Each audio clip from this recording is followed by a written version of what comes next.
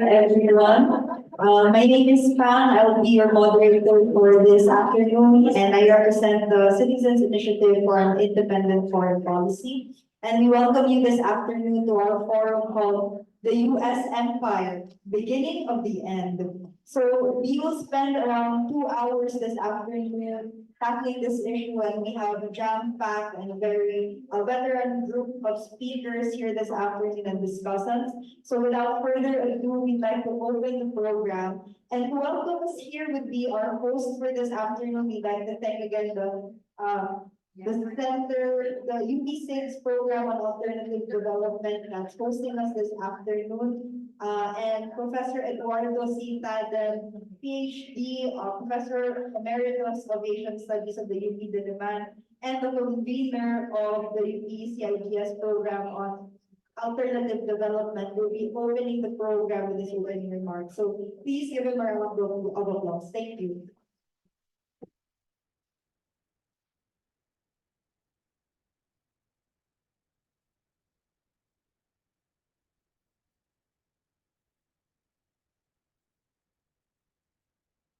Okay, thank you very much, Matt. On behalf of the University Center for Integrative Development Studies, two programs under the center are co-sponsoring this event. My program on alternative development, and then Professor Herman Kraft's program on strategic studies. And collaborating with us is the University Student Council, Diliman. Here or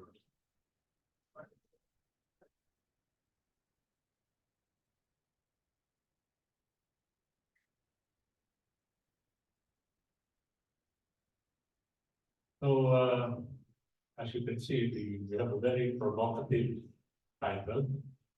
Provocative in the sense that there are many opinions about the US. Or even whether it can be properly called an empire in the real sense of the term. So what I did was to ask my research assistant, also known as Gemini AI, to answer the question of what are the, throughout human history, what have been the most significant empires? How would you describe an empire? So he, she, or they came up with this. Empires throughout human history. You have the Mongol Empire, which lasted from 1206 to 1368 CE, or Common Era, and it was considered the largest contiguous land empire ever. And it lasted for 162 years. But then it ended. But then the Mongol Empire ended primarily because of the so-called Black Death, the bubonic plague, which killed 35 million people and practically decimated the Mongol army. Actually, the Roman Empire, which was from 27 BCE to 476 CE, it's been known for law, engineering, architecture, and military process, and it actually shaped Western civilization as we know it now. But it was divided into Western and Eastern empires. The Western Empire lasted 503 years, while the Eastern Empire, also known as the Byzantine Empire, lasted for 1,078 years. And then the empire that we are more familiar with, the British Empire, which lasted from 1491 to 19. Anyway, it lasted for 506 years. It was the largest empire in history if we consider land area. And then from China, we had the Han Dynasty, which lasted from 206 BCE to 220 BCE. Lasted for 426 years. And it's known as the Golden Age, the real Golden Age of Chinese civilization, not the Golden Age that was referred to during the 2022 electoral campaign in the Philippines. And then you have the Ottoman Empire, which lasted for 623 years. It was a powerful empire in the Middle East, but what's unique about this empire was that it was known for its religious tolerance. So all religions, Jewish, Islam, Christian, could function under the Ottoman Empire. And so this brings us to the question of, is the US an empire? Can we consider the US truly an empire? And my research assistant gave arguments for the US as an empire. First, military power. The US possesses the world's strongest military, maintains overseas bases, and aggressively intervenes in international conflicts. And this military dominance allows the US to influence the policies of other nations. Economically, it has a large and still has the largest, most influential economy. Its major corporations control the economies of other countries. And the dollar, of course, serves as the world's reserve currency, giving the US leverage in international trade and finance. And then, of course, culture, American culture, Hollywood, Taylor Swift, and all that. Movies, music, and media, permeating much of the world, shaping global trends and values. And then, this is a bit more controversial, it's supposed to be known for its spreading democracy, or its brand, the American brand of democracy.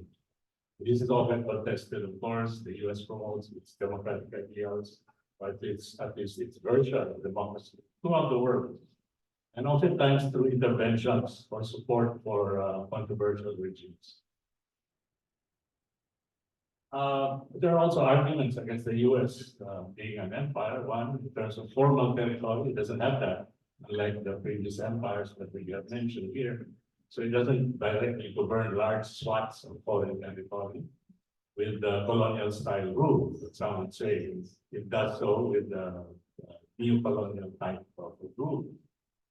And its influence is often indirect and exerted through alliances, economic partnerships, and cultural diffusion. And in terms of the international economic system, the US operates within an extremely complex international system with various players, unlike empires of the old, which had absolute control over the regions. And then, of course, the US is in total denial of its being an empire.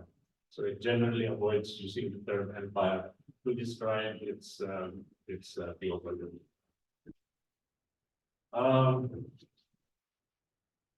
There are other empires actually aside from this. So Paul and I were talking recently, was asking what about the Bahay and the Sriwijaya Empire?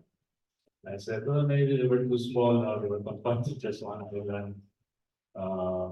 And then he also asked me about the Khmer Empire. But I think that was just one city, Siem Reap.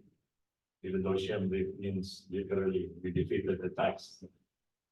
But possibly the most striking feature of US global hegemony is the phenomenon of globalization. Joseph Stiglitz acknowledged the resulting rise in economic growth and other conventional indicators accompanying globalization, but he also recognized the resulting problems. First, he observed the rise in economic and social inequalities between and within nations, where the needs of the poor and marginalized were sacrificed. Free trade policies were harmful to developing economies, while privatization privileged conglomerate businesses to the disadvantage of workers and micro, small, and medium enterprises. Stiglitz, who is, by the way, a Nobel Prize winner in economics, further criticized the austerity measures imposed by the IMF and the World Bank Group, which constricted the state, the nation state, from increasing public spending for social services. For Stiglitz, the problem with the rules of the game set by the IMF, the World Bank Group, and the WTO is that although often they have served the interests of the more advanced industrialized countries, and particular interests within those countries, rather than those of the developing world. And he concluded this in his book, Globalization and its contents, by saying, and I quote, "For millions of people, globalization has not worked. Many have actually been made worse off as they have seen their jobs destroyed and their lives become more insecure. They have felt increasingly powerless against forces beyond their control. They have seen their democracies undermined, their cultures eroded. It's the first decade of the new millennium, and for economic growth started slowing down, and recession affected even the most advanced nations. The Economist, which is actually a conservative periodical, pointed out, and I quote, "The global movement of goods, capital, and jobs is now in trouble." And the Economist said this in 2009, during the global financial crisis, the GFC. The normally conservative economists grudgingly admitted that the failure of globalization to deliver many of its advertised benefits. And then, of course, there was the global financial crisis, 2008, 2009, also known as the Great Recession. Considered the greatest to hit the world's economy since the 1930s. And appropriately, it originated in the United States, spread worldwide, caused the global economy to contract for the first time since World War II. And the social economic results were deep recession, financial turmoil, widespread job losses, increased public debts, augmented inequalities, social unrest, the decline of trust in financial institutions and governments, and significant hardship for millions of people around the world. Governments responded via higher taxes, lower public spending, devaluation, inflation, and investment in green growth, massive bailouts of failed banks and other financial institutions, the easing of monetary policy, fiscal stimulus, regulatory reforms, and leaders were gathering and trying to solve the problem. The responses from civil society organizations and social movements were more pointed, rejecting the neoliberal model and calling for reforms and restructuring. A prominent case of this response is the so-called degrowth movement, which states that the quest for immediate growth in gross domestic products will crash into the limits of a finite climate, unquote. But by far the most radical response to globalization's failures is deglobalization, an idea first propounded by Walden Bello in 2004, asserting that the current system of global economic governance is a systemic one that cannot be addressed by mere adjustments within the system. Bello called for an alternative system of global governance and reorienting economies from the emphasis on production for export to production for the local market. Jomo Kwame Sundaram, in an article that just came out a few days ago, said that what we have now is a gathering perfect storm with the impending end of globalization and conversely the US empire. He said that most economies have been transformed irreversibly. Fiscal austerity and spending constraints have tied the hands of the global south and will have lasting consequences.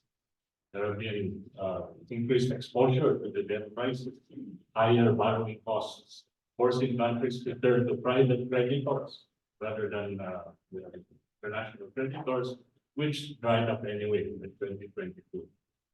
Poverty in the poorest countries have not declined for over decades. Higher migration levels have been noted. He notes that at the end of the First Cold War, there was an unchallenged US hegemony.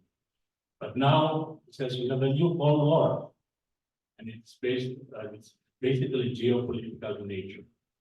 Illegal sanctions by the US have frustrated developing countries from achieving social development goals, adapt to global warming, and retrieve a fairer share of the global corporate income tax revenue. Thank you.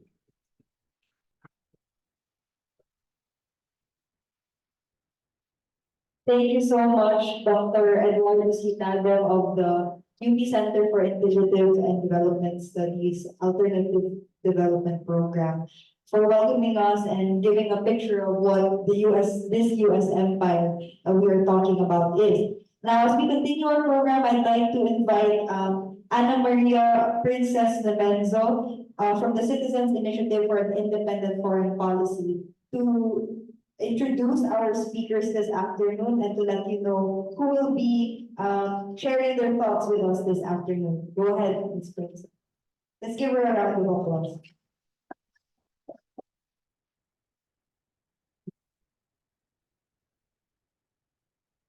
For the Philippines, the pursuit of an independent foreign policy has been a checkered and elusive one.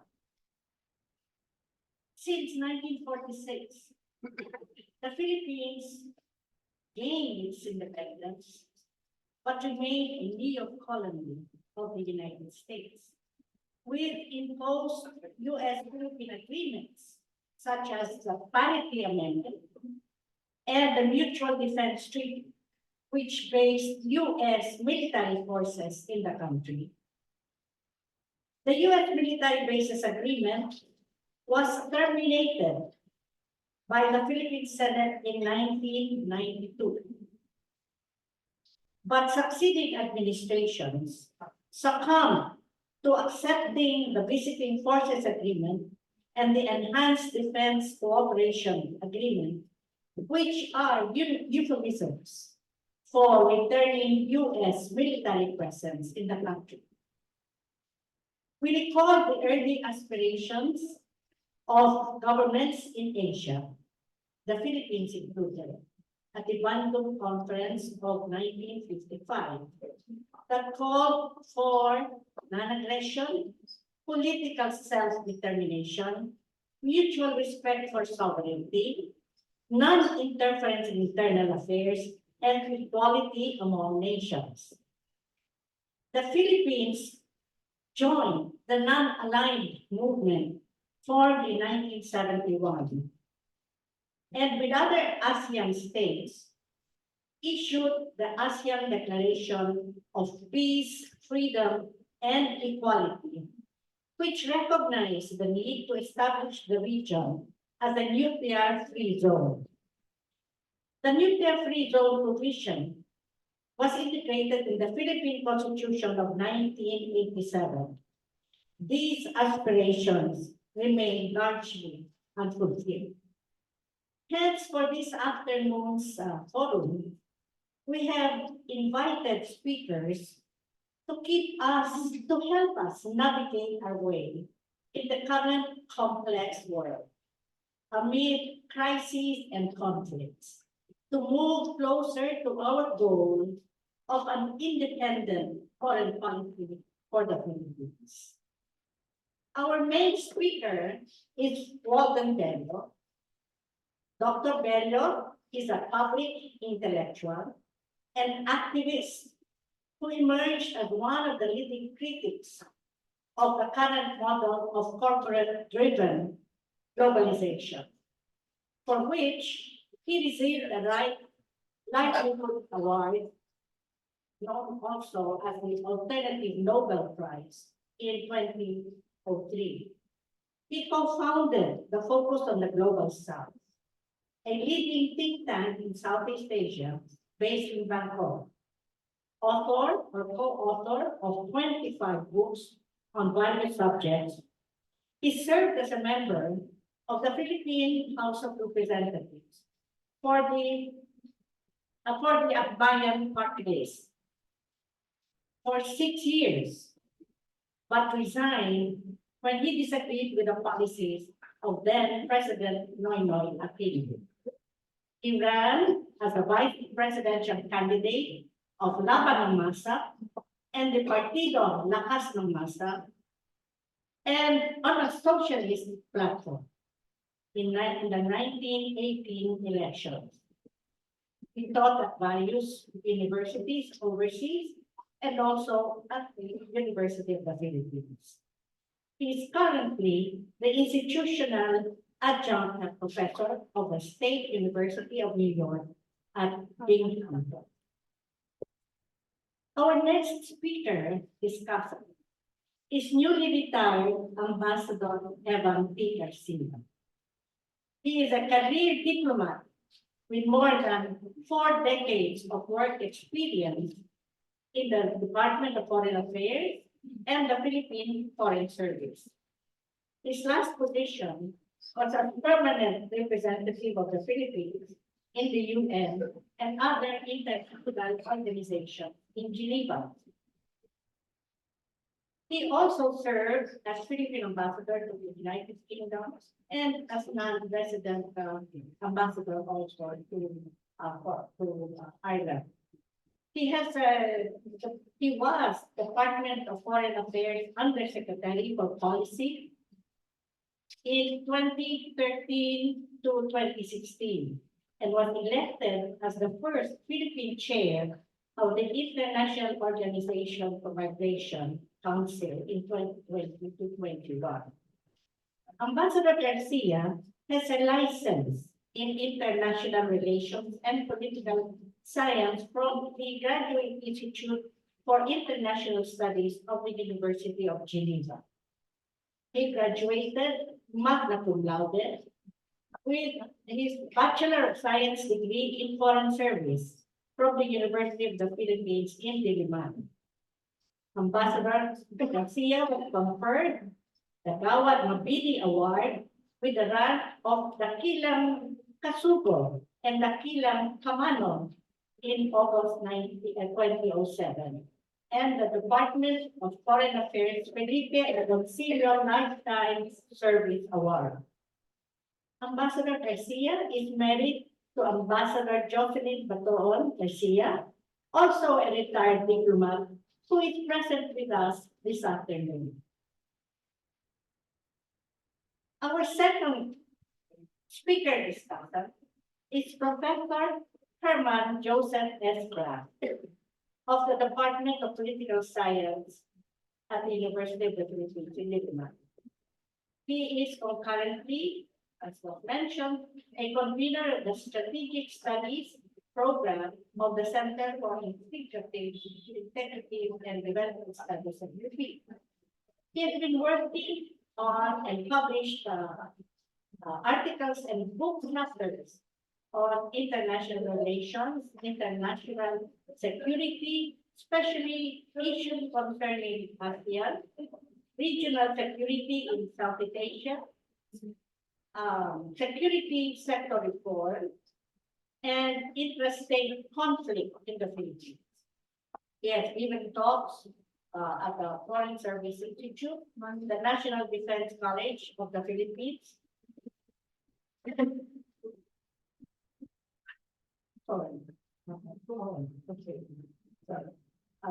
He has also given talks at the Foreign Service Institute, the National Defense College of the Philippines, and different services of the Armed Forces of the Philippines and other different fora organized by the DFA as well as the National Defense, the Department of National Defense, and of other institutions here and abroad.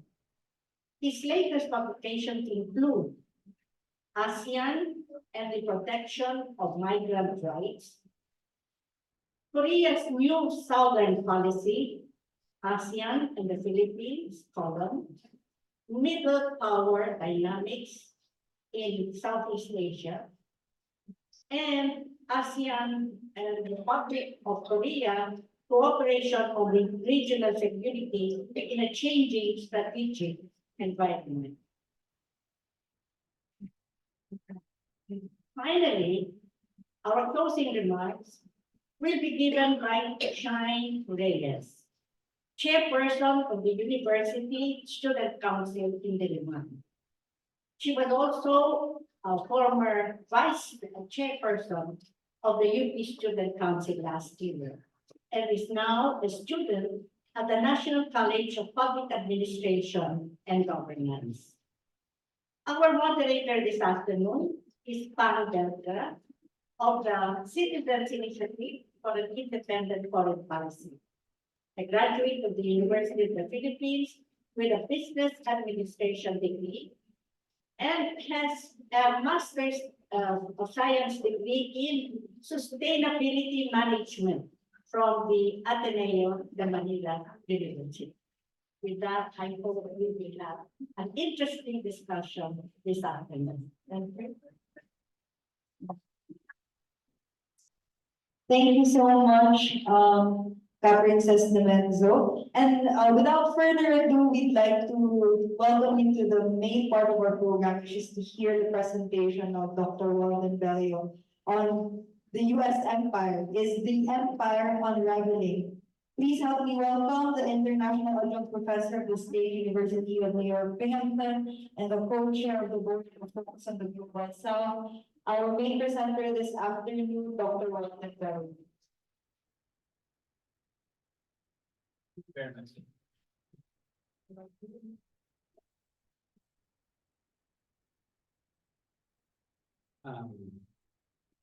afternoon. I would like to thank the organizers for inviting me to share my thoughts on a matter of great importance, and that is the question of whether we are witnessing the decline of the American empire. I would also like to thank Professor Herman Kraft, the Political Science Department of UP, and Ambassador Evan Garcia for agreeing to serve as reactors. Let me say at the outset that we are not witnessing the last days of the empire. Some movie buffs enamored of comparisons with the end of the Roman Empire might imagine. The crisis of the US empire is real, but its trajectory of decline is likely to be a protracted and uneven one. Now, after the fall of the Soviet Union and its satellite regimes in Eastern Europe in the early 1990s, late 80s and 90s, the United States stood at the apex of the unipolar world, unrivaled both politically and economically. Some 35 years later, it is a struggling superpower, though some observers would prefer to use the word unraveling superpower. Even Filipinos, probably the people most enamored of the United States, realized that this is not the world, an America in turmoil, that they had been led to expect. Now, America does not have anyone to blame but itself for its current deep crisis. The American empire unleashed two major drives in the last 3 decades, and the consequences of these developments have come back to gnaw at its entrails. The first was neoliberalism, a radical effort to restructure the US economy and the global economy on free market principles and place as few constraints as possible on making profit. The second was an equally radical effort that was termed nation building, quote unquote, that many saw as a new color for an old dog called imperialism. Let us begin with the first development. There were 3 major prongs to neoliberalism. One was structural adjustment, which was a push to place as few political and social constraints as possible on the movement of market forces. The second was financialization, or make finance, or the speculative sector, the cutting edge of the economy. The third was globalization, or doing away with political, cultural, and social barriers to the free flow of trade and capital. I will focus my remarks on the third. The main thrust of globalization was the incorporation of China into the world capitalist system, an objective around which the US corporate elite was united. One cannot but describe the economic relations between the United States and China except as a partnership, one that lasted until 2017, when Donald Trump came to power. Why was China so important to US transnationals? In the early 2000s, the hourly manufacturing wage in China was less than 5% of that in the United States. Investment in China, along with neoliberal restructuring and financialization at home, contributed to halting the precipitous decline of profitability, with profit rates for US corporations climbing from a post-war nadir of 6% in the early 1980s to close to 9% in the early to mid-2000s. What PNC executives came to call enthusiastically the, quote, China price, unquote, made a major difference to the corporate bottom line. And from 30 to 40 billion dollars a year in the mid-1990s, the stock of US investment in China had climbed to about 107.6 billion by 2019, which many people think is an underestimate. Not surprisingly, US big business soon became China's closest foreign ally. During President Clinton's administration, US big business lobbying overcame a powerful array of motley forces composed of traditional right-wing elements linked to Taiwan, human rights advocates in the Democratic Party, and a Pentagon or Defense Department that was increasingly convinced that China would be the US's principal strategic competitor. Corporate America's support for strong trade and investment ties with China would remain high through succeeding administrations until the Trump presidency. This is not to say that there were no second thoughts or dissenting actions among some corporate players before Trump, owing to concerns about forced transfers of advanced technologies. But in terms of a decisive turn in the TNC-China alliance, this did not take place until Trump came to power in 2017. While the China-TNC partnership was based on mutual interest, their strategic goals were different. Both sides were very conscious they were entering a devil's bargain. Now, the TNCs were out to exploit Chinese labor for super profits, and China offered its manufacturing labor force for exploitation, but China's goal was to gain the investment and technology needed to comprehensively develop the economy. At some point in the future, however, when China would have built up its industries and begun a self-sustaining process of developing advanced technology, the common interest that originally propped up the alliance would be superseded. Beijing, however, had seen this divergence from the very beginning, but it was confident of being able to manage foreign capital precisely because it was, to a degree, not paralleled by any other country in the world, independent of foreign capital and its main protector, the US government. What the TNCs and policy and political leaders in Washington, from Reagan up to Obama, failed to appreciate at the outset, seduced as they were by the prospects of super cheap labor, was that the Chinese state was not like previous client regimes that had been integrated into global capitalism. The Chinese state was the product of a nearly 3-decade-long successful popular national revolution and had gone on to stop US forces in Korea in 1950 and to play a decisive role in assisting the Vietnamese to win their war against the Americans. The Chinese state was far stronger than even the South Korean and Japanese states, whose capacity to resist US economic and political demands was limited by their structural subordination to the US state. As a protectorate in the case of South Korea and a defeated and occupied rival state in the case of Japan. Now, the cost of China's willingness to have its workers exploited was considerable. A recent estimate shows that for the period 1960 to 2018, among developing countries, China suffered the greatest loss in terms of value transfer or unequal exchange. The figure coming to some $19 trillion. But from the Chinese Communist Party's perspective, the cost in the short and medium term of allowing global capital to exploit China's labor in return for comprehensive development of the economy and securing its own legitimacy in the process was a devil's bargain that had been worth making. Moreover, by the end of the second decade of the 21st century, the relative power of China's foreign corporate allies had been reduced by a decade-long stagnation in the US economy, followed by a COVID-19 recession, and by China's technological advances.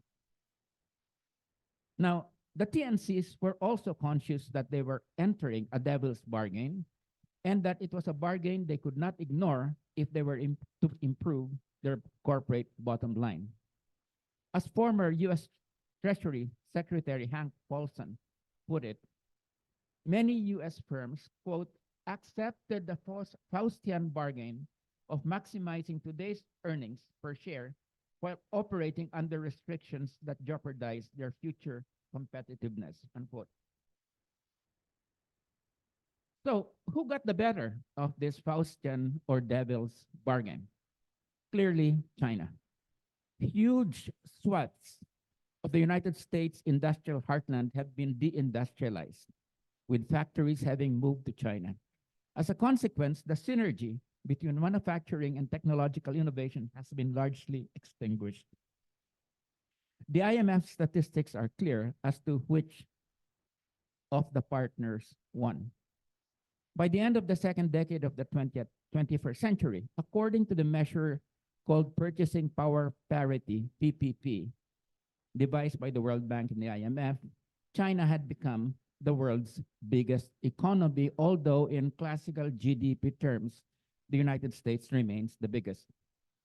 China had also become the center of global capital accumulation, or in the popular image, the locomotive of the world economy, accounting for 28% of all growth worldwide in the 5 years from 2013 to 2018, more than twice the share of the United States, according to the International Monetary Fund. One must also refer to the social and political upheaval that has shaken the United States over the last 15 years, much of it provoked by the loss of jobs, rising inequality, and growing indebtedness. To be sure, China also has crises, and one must not underestimate them. These include the crisis of corporate debt, the overinvestment in real estate, the demographic crisis, and corruption. But these are the crises that necessarily accompany unbalanced growth, to use Albert Hirschman's term, not crisis of decline as in the United States. Indeed, an increasing number of specialists in US politics, like the CIA analyst Barbara Walter, would claim that the trajectory of the United States is towards civil war. And the Washington insurrection of January 6, 2021 was a preview of things to come. So let us now turn to the second development that played a major role in undermining US power, nation building, or more appropriately, empire building. This led to the overextension of US political and military power from which Washington is still reeling, notably in the Middle East. The wreckage of the American position in the Middle East was created not just by recent events, but by a chain of events in which one man played a central role, Osama bin Laden. One need not subscribe to the great man theory of history to see that Osama altered the course of history with the assault on the Twin Towers in September 11, 2001. And here, I think it is important to analyze things objectively, even if ethically we might disagree with a certain development like the attack on the Twin Towers. Now, Osama operated with something like Che Guevara's Poco theory. Guevara had believed that direct engagement of the enemy was necessary to show peasants that guerrillas could defeat the military and encourage them to join the revolution. Bin Laden, operating on a global stage, saw the assault on the World Trade Center in Manhattan as an act that would expose the vulnerability of what he called the Great Satan and inspire Muslims to join his jihad against it. It would create many fronts and lead to the overextension of US military power, as Washington would have to move to put out many fires. It did not quite work out that way. Instead of being inspired, most Muslims were horrified and distanced themselves from the terrible deed. Still, bin Laden lucked out. Thanks to George W. Bush and the new conservatives that had come to power with him in Washington in 2001. For them, Osama's attack was a God-given opportunity to teach America's enemies and friends that the empire was omnipotent. Ostensibly waged to go after, quote, the roots of terror, unquote, the invasions of Afghanistan and Iraq were in fact what the Romans called exemplary wars. And their aim was to reshape the global strategic environment to fit Washington's so-called unipolar status following the demise of the Soviet Union.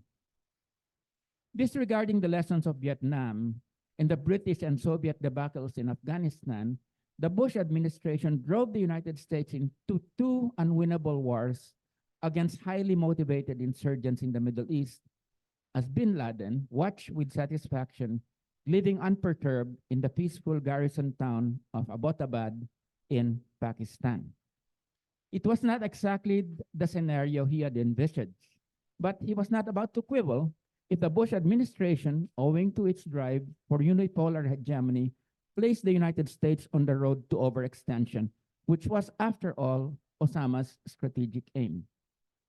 Prolonged occupation demanded boots on the ground, and as then Deputy Secretary of State Richard Armitage saw it, and I quote, "The Army, in particular, is stretched too thin, fighting three wars, Afghanistan still, Iraq, and the global war on terrorism," unquote.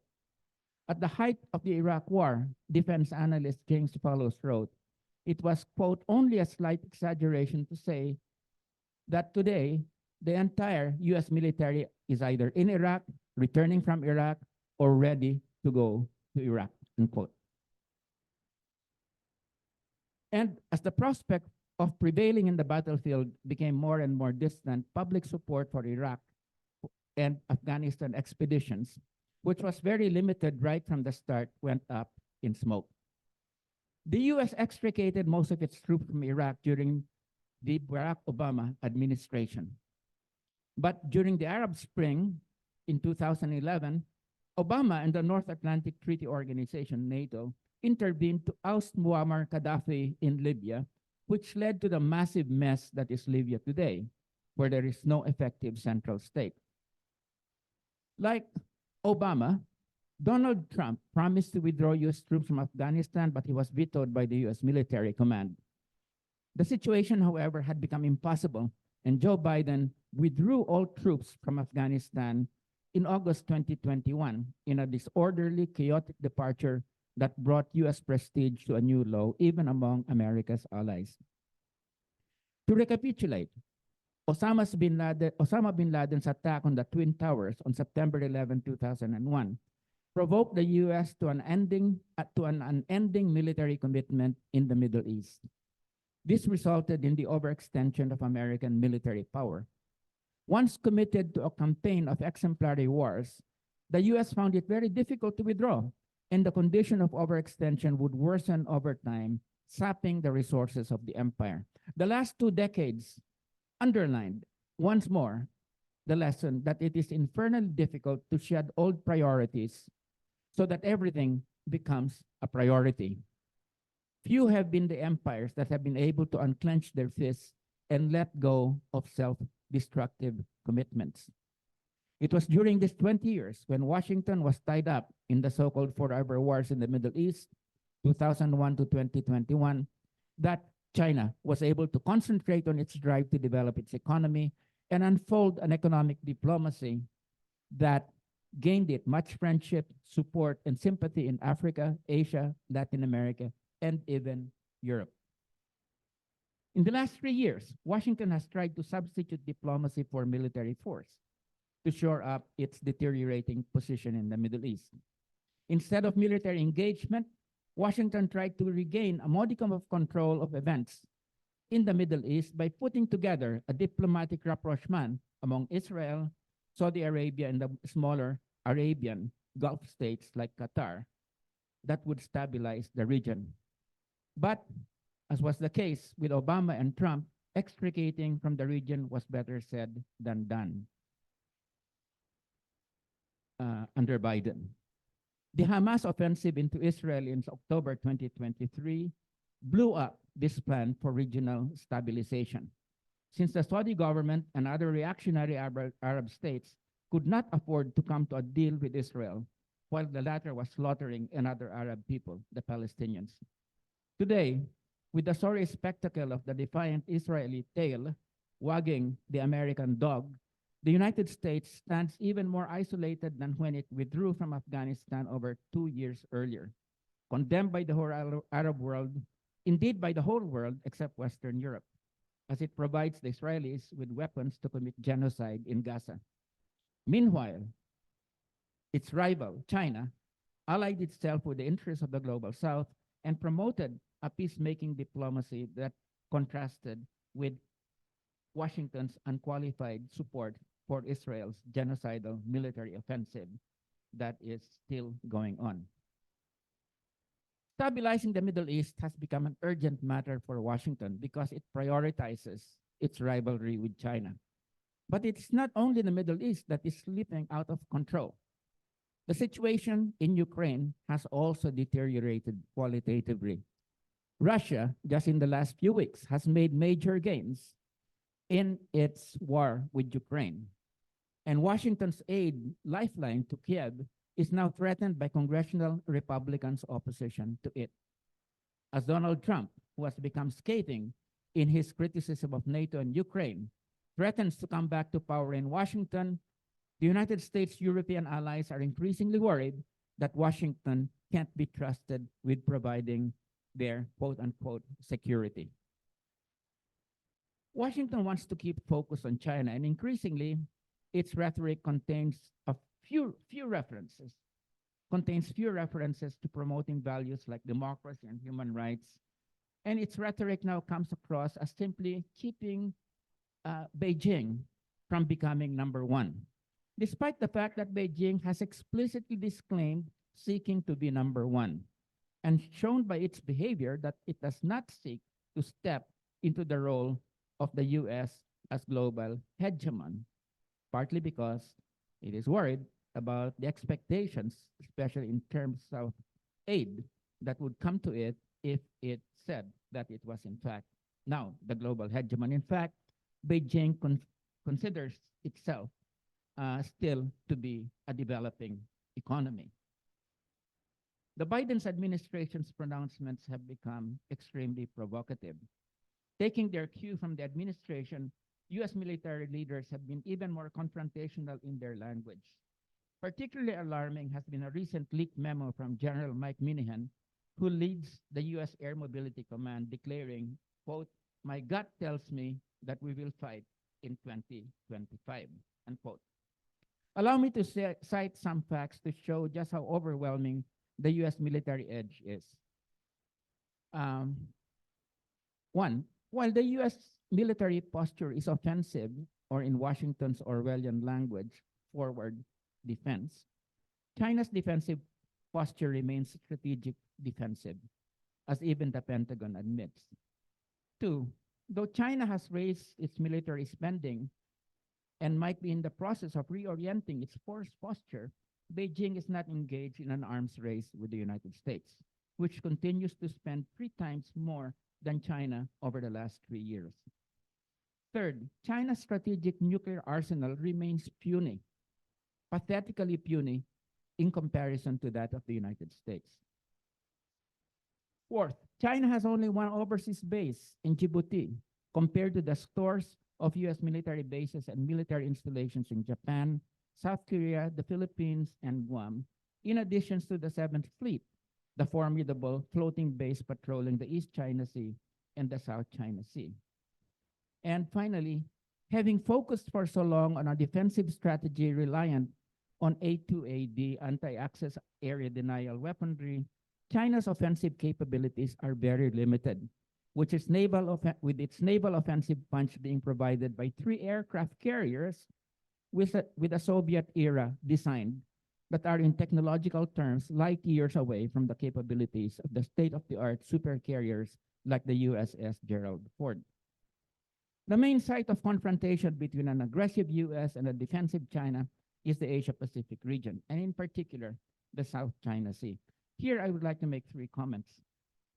First, on Taiwan, Washington has been rattling its saber about responding to a so-called Chinese invasion of Taiwan, which, incidentally, it has recognized as part of China since its adoption of the One China policy in 1976. Beijing's longtime policy has been to integrate Taiwan through cross-straits economic ties, and these have become very thick economic relations between Taiwan and Chinese corporations over the last 25 years. True, Beijing reserves the option of military action to take over Taiwan, but that is really rhetorical. And seriously, it would be crazy to resort to this option since the United States would wipe out most of the Chinese Navy's offensive capabilities 24 hours after hostilities begin. Two more ultra-modern US aircraft carriers have in the last week joined the three already deployed to the Western Pacific, and it would not take them long to send the three Chinese aircraft carriers with a Soviet-era design to the bottom of the ocean. Second, Washington's declared intent in obtaining more military bases in the Philippines is to support China in the event of an invasion of Taiwan by China. The truth is that defending Taiwan against a non-existent Chinese threat of military takeover is the rhetorical rationale for the real goal of building up the Philippines as a springboard from which to contain China. Third, China's motivations for its actions in the South China Sea are primarily defensive, that is, expand its defense perimeter against US attack from American bases in the Western Pacific and the Seventh Fleet. Where Beijing has committed a massive blunder is that in pursuit of a defensive goal, it has acted unilaterally to claim 90% of the South China Sea, or what we call the West Philippine Sea. It chose an illegal shortcut, whereas it could have patiently negotiated with its Southeast Asian neighbors that border the South China Sea to collectively demilitarize the area and keep out the Americans. Beijing has only itself to blame for having come across as a big bully, but it is not too late to rectify its relations with ASEAN along the lines I proposed in a New York Times article I wrote several years ago that proposed a phased demilitarization and neutralization of the South China Sea in return for the withdrawal of US bases from the Western Pacific and the abrogation of military agreements with the United States. The conflict in the South China Sea, however, deserves a lecture all to itself. So let's return to the main topic and end there: the consequences and implications of the declining global hegemony of the United States. With an economically strong but militarily disadvantaged China facing off against an economically and politically weakened United States seeking to shore up its position by throwing around its military superiority, can we really speak about a hegemonic transition? Perhaps one might consider not so much a hegemonic transition, but the emergence of a hegemonic vacuum akin to, but not exactly the same as that which followed the First World War in the first half of the 20th century, when the weakened Western European states had ceased to have the capacity to restore their pre-war global hegemony, while the United States did not follow through on Woodrow Wilson's push for Washington to assert hegemonic political and ideological leadership. Within such a vacuum or stalemate, the United States-China bilateral rivalry would continue to be critical, but with neither actor being able to decisively manage trends, such as extreme weather events, growing protectionism, rising wealth disparity between the global north and the global south, the decay of the multilateral system that the US put in place during its apogee, the resurgence of progressive movements in Latin America, the rise of authoritarian states, and the likely emergence of an alliance among them to displace a faltering liberal international order, and increasingly uncontrollable events in the volatile Middle East and Europe's eastern periphery, such as Ukraine. Now, both conservative and liberal policymakers paint this scenario to underline why the world needs a hegemon, with the former advocating a unilateral Goliath who does not hesitate to use threat and force to enforce order, and the latter, the liberals, preferring a liberal Goliath who, to slightly revise Teddy Roosevelt's famous saying, speaks sweetly but carries a big stick. Now, most Western analysts, conservative or liberal, of course, have the US, not China, in mind. There are, however, likely to be actors who view the current crisis of hegemony as offering not so much anarchy but opportunity. Now, while there are definitely risks involved, a hegemonic stalemate or a hegemonic vacuum could open the path to a world where power could be more decentralized, where there could be greater freedom of political and economic maneuver for smaller, traditionally less privileged countries, which could play the superpowers against each other, and where a truly multilateral order could be constructed through cooperation rather than be imposed through either unilateral or liberal hegemony. Rather than anarchy or disorder, I would say that fluidity is the hallmark of the coming new era of hegemonic stalemate that we are entering. Global fluidity has its risks, but it also offers new, exciting possibilities. Fluidity spells opportunity, but only for those who have the courage and imagination to seize it. Thank you very much. Thank you so much, Dr. Bello, for your presentation and for giving a comprehensive analysis of the events of the past 3 decades that have led to what we call the unraveling, or what we foresee to be the unraveling of the U.S. empire. Now, to deepen our understanding on the issue and to provide their perspective, we do invite our two discussants. And let's begin with Ambassador Evan P. Garcia, the former permanent representative of the Philippines to the United Nations, to give us his perspective on this question. Let's give him a round of applause. Yes, hello. Good afternoon. My name is Evan Garcia. I am a graduate of this university, and I am very fond of it up to this day.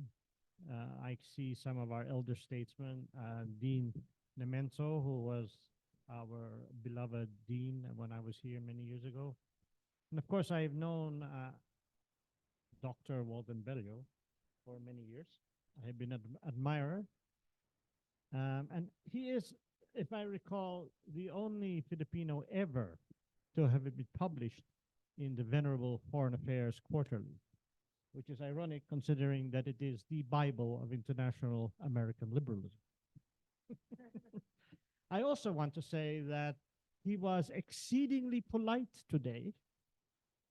If you want to know a more vociferous Walden Bello, I would commend you to read his acceptance speech last December when he accepted the Human Rights Defender Award from the Asian Amnesty International, I think, where he called for many of our most illustrious economic managers to be hauled before the ICC, together with former President Duterte. I suspect that this is still a minority opinion with respect to the economic managers.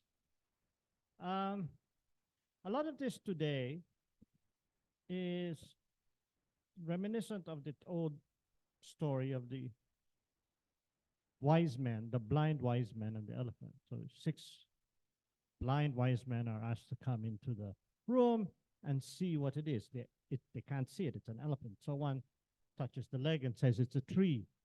One feels for the trunk and says it's a snake. And one feels the ears and says it's a fan. A lot of contemporary international relations is like this, smoke and mirrors, because the interested actors want you to think in a particular way. So, whenever you come to an event like this, in your head, you're all from UP, you should ask yourselves, what is the agenda of this agenda? Is it preaching to the choir? Or is it for an objective discussion? And I already apologized to dear Dr. Walden Bello that I was not going to agree with him, but respectfully, because he is an elder, and in our culture, we must be differential. I only recently retired, so I hope the younger ones of you here will give me a little room. Where should we start? Neoliberalism. Neoliberalism has become a dirty word for many of the so-called progressives. On the left, who I find not all progressive at all. Where did we begin with our fidelity to neoliberal ideas? Well, if you recall, before many of you here were born, in the years leading up to EDSA that we're going to commemorate in 2 days, you had an authentic, native, authoritarian state industrial setup, which was going to set up 7 major national industrial projects, etc., etc. But those of us here knew, didn't we? Because the School of Economics told us that was all white elephants. And they were cutting up the economy to divide it up among the oligarchs. So one of the reasons why we have the EDSA was to put an end to this. And so the resulting document, the EDSA Constitution, went all the way the other way to make sure that this kind of cronyism would be a thing of the past. But in so doing, they did not do 2 things. They could not lessen their dependence on external assistance because, frankly speaking, we didn't have the capital formation capability. And 2, they did not accept any of the offered alternative global development ideas that were floating around. I will leave it to the UP School of Economics, if anybody is here, to tell us why. And maybe at your next colloquium, you should invite some of those guys. After all, it's their specialty. And I have yet to read any analysis of how we have done under the neoliberal framework. Okay, again, blind man and the elephant. If you don't like it, you're going to call it neoliberal. If you like it, you're going to call it letting market forces free, okay? You're going to make sure that cronies don't get money. You're going to make sure that market forces decide efficiently where things go. Now, you know and I know that isn't the way the real world works. There has to be some kind of balance among the different interests inside a country. And in the case of the Philippines, we're no different, which is why all of you, instead of only being in lectures like this, should follow the economic cha-cha discussions because it's going to impact your life. And everything that has been said can be relived in your minds as you look about what will happen in that sphere. But this is only part of the discussion I want to touch on. The other one is the second half of that. What are the implications for us? I have been for more than 40 years a professional diplomat, and it really amuses me that to this day and age, my beloved alma mater still believes we don't have an independent foreign policy because I've spent the better part of my life pursuing exactly that. And one way to address this cognitive disjunct is to understand that it is a mistake to obsess about great power politics. You must understand it. It's there. Fine. You have to worry about the rest of the world, and you have to get by. And the only way to do this is to have a very realistic assessment of where your interests lie. I totally agree with Dr. Bello that we are coming into a transitional age, or we already are. I think the Americans have been justly chastised. I think they've lost for a generation an appetite for imperial overreach. And this is the important point. The Americans are in retreat in many places of the world, but it's not a headless retreat. The US is retrenching. Do you understand what that means?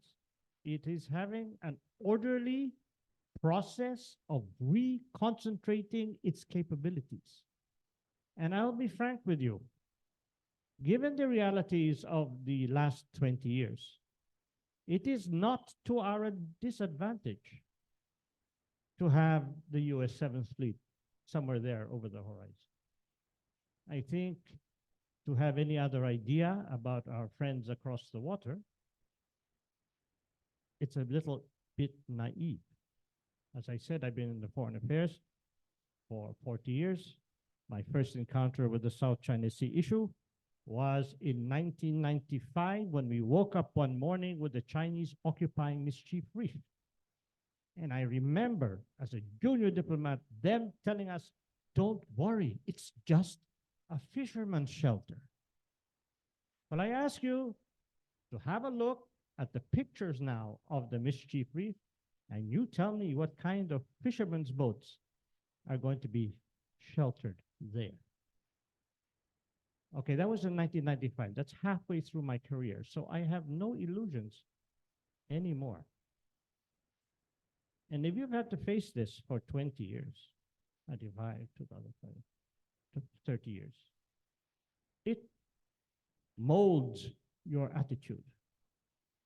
We are not trying to have a fight with China. We have a lot of meetings, we do all these things, and we both agree that the South China Sea is not the defining moment, all or nothing moment for our bilateral relations. But we just need to be careful because it wasn't just yesterday. It's been happening for decades. So what should we do? And what have we been doing? The first, I submit, is to ensure that the so-called middle powers, the small countries, have a greater say. And how do you do this? You do this by mobilizing numbers, which is what we have been doing in international organizations.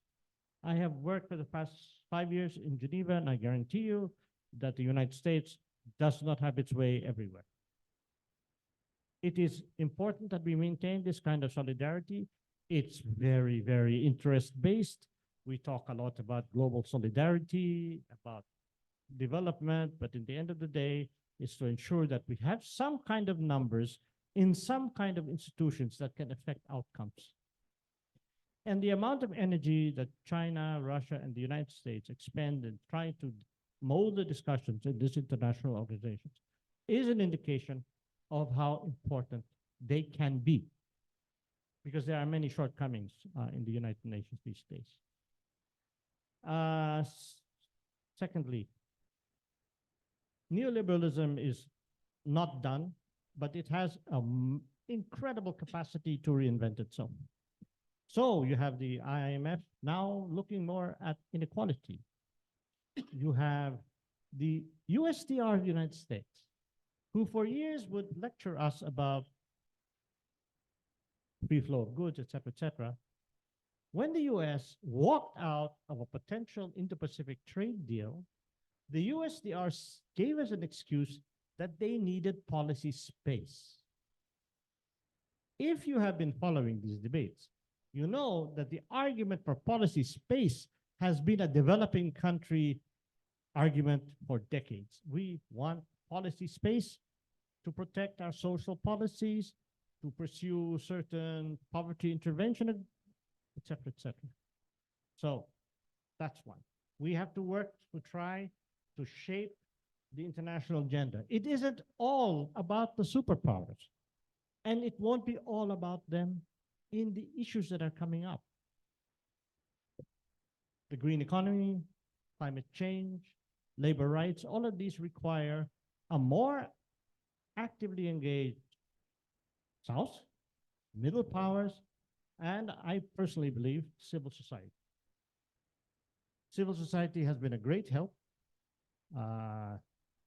in many places in the UN, and we have always valued engagement with our civil society, which, by the way, has been a source of a lot of expertise that for one reason or another, the government doesn't always have. We have neither the resources nor the ability to study too deeply all the issues. So that's all I would like to say. There will always be the great powers, and we have to play our own games with them, but we are not the mindless automatons of either. We have the capacity to form our own regional, subsectoral, minilateral achievements. ASEAN is one of them. Many years ago, when ASEAN was born, it was criticized by the Soviet Union and the People's Republic of China as a running dog of the West. And the West said it was giving cover to the communists. So everybody criticized ASEAN. It showed that ASEAN was doing something right. And we have been a founding member of ASEAN, as we have been of APEC, of the ARF, and so on and so on and so forth. We are doing our best to craft our own destinies within our own region. Internationally, we have done our best to promote our interests on major issues. For example, in migration, the Philippines is recognized worldwide as a model of migration management. Not everybody agrees, but by and large, that is how it is seen. We have also tried to put across development country perspectives in WIPO, in WHO, and of course, in the context of the UNGA itself. And we are running for a non-permanent seat in the Security Council, and for that purpose, we will be bringing forward that kind of agenda.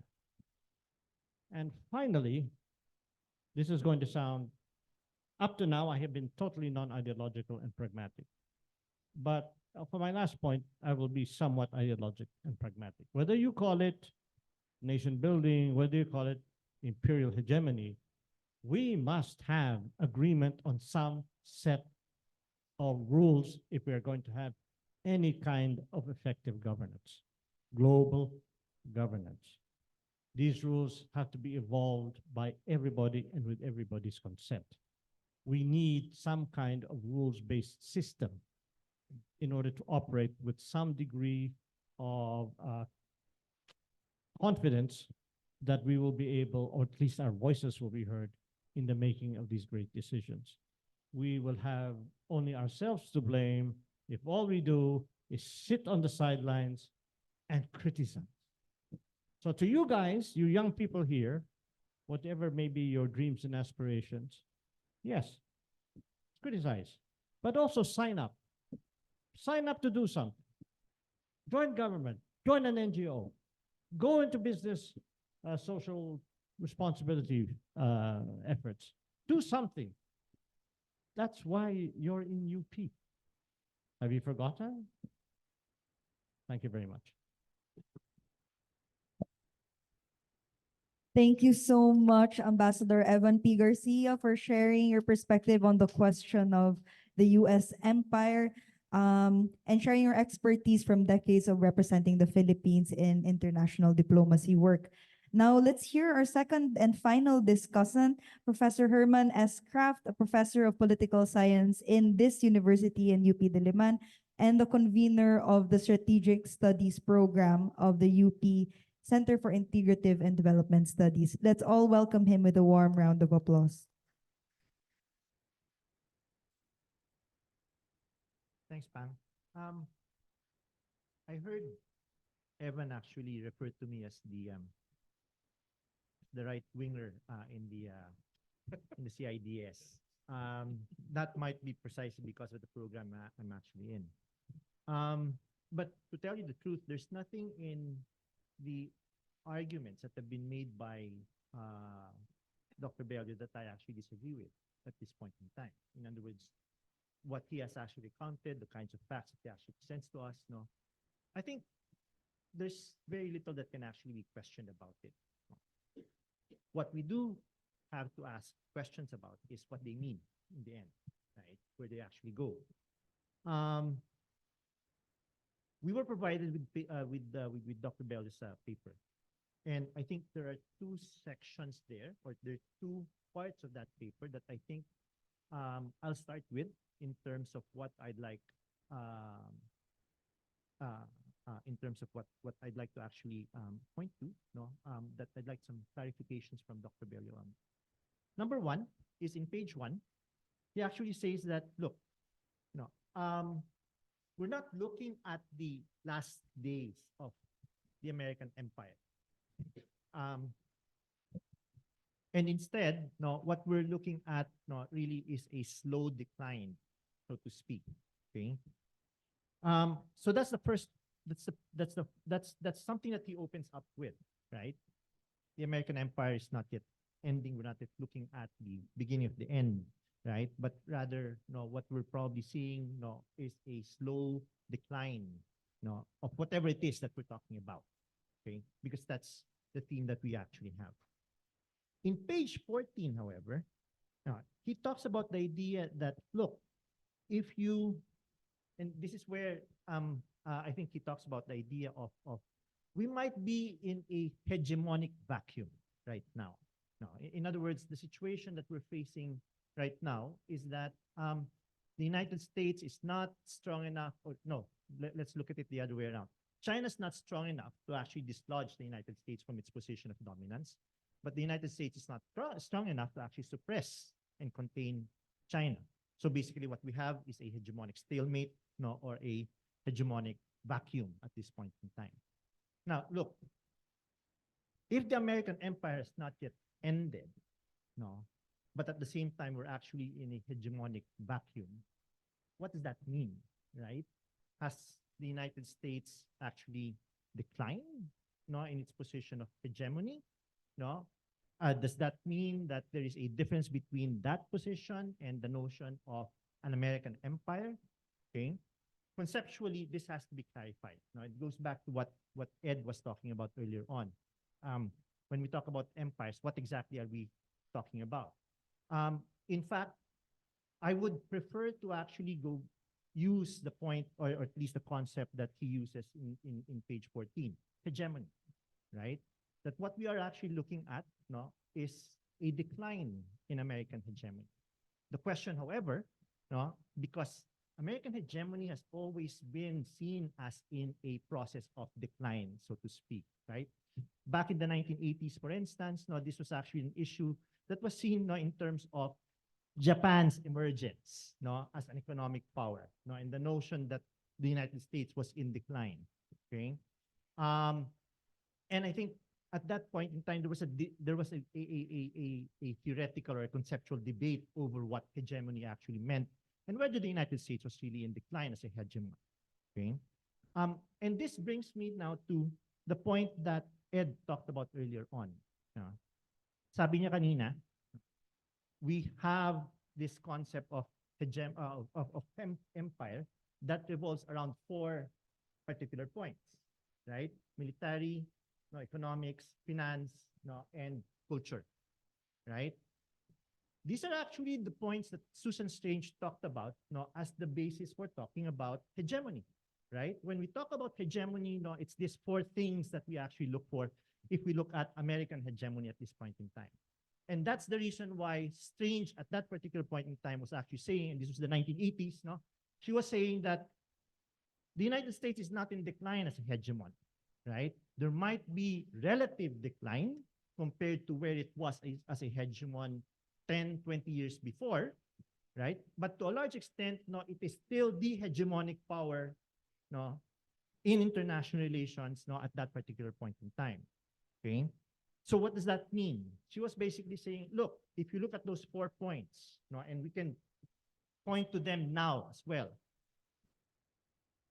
First, no, economically, okay?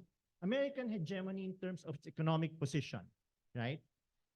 And Dr. Bello actually told us, no, look, you look at TPP, no, and to a large extent, the American share of global productivity, no, has actually gone down, while China's has actually increased, okay? Gone down is a relative thing. Look, the United States was responsible for global productivity up to 75% of global productivity post-Second World War, right? By the Vietnam War, you're talking about 50%, okay? After the Vietnam War, no, it was down to 25%, no? And then now we're talking about less than 15%, no? Half of what China is now contributing, no, to global productivity. So to that extent, the United States share, no, in the global GDP has actually been declining, okay? So economically speaking, no, America's ability to actually shape the global economy, no, has actually become diminished, no, by this reduction in its share of global productivity. Okay, so you might say, see, that shows that the United States is declining, no, as in terms of its position of dominance, right? Its hegemonic position. Okay, and yet we go back to the point, no, that yes, if we look at global GDP in PPP terms, no, China has actually become the largest economy, no, in the world. Okay, but nominal GDP actually shows the United States is still pretty much the largest economy in the world. Now, this was also pointed out by Dr. Bello. Okay, so in other words, we're still iffy about, no, the United States' position as the economic, no, driver as far as the global economy is concerned. Finance is another area that that Strange talks to us about now in terms of hegemony, right? Why? Because the case of the United States is unique in the sense that, as Dr. Bello pointed out, no, the dollar has been the reserve currency, no, of the global economy, no, since the end of the Second World War, ever since you had the Bretton Woods Agreement, right? So to that extent, no, the United States has been able to actually use the US dollar as a way of actually propping up its own economy, no, since then, okay?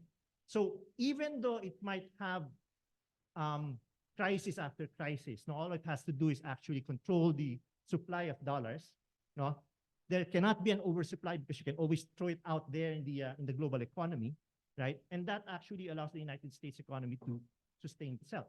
Okay, so this is going to be interesting precisely because, and this goes back to a point that I think I'm curious about, why it was that Dr. Baird never talked about the BRICS, right? No, because I think if we're talking about that finance side, no, the BRICS actually provides the serious possibility of challenging American dominance through the US dollar, right? By actually having some sort of cartel amongst themselves, no, in terms of, or an agreement, no, not to use the US dollar as their means of exchange, no, in their trade amongst themselves, right? So there's that point, okay, that the BRICS, no, and you're talking about some of the largest economies in the world, might be in a position to actually challenge, no, the position of the dollar as the principal, or at least to eat into that influence of the United States, no, by using some other currency, no, probably something that is agreed upon them, no, that would allow them to actually diminish American influence, no, using the using finance, no, as some sort of instrument. Okay, the two areas where I think the United States remains unchallenged, no, to this point is actually, one is culture, right? Talk about the influence of the United States through Hollywood, no, and all of these things that we actually still experience, no, and we can see that, no, through pop culture, for instance, no, American popularity is still sustained, no.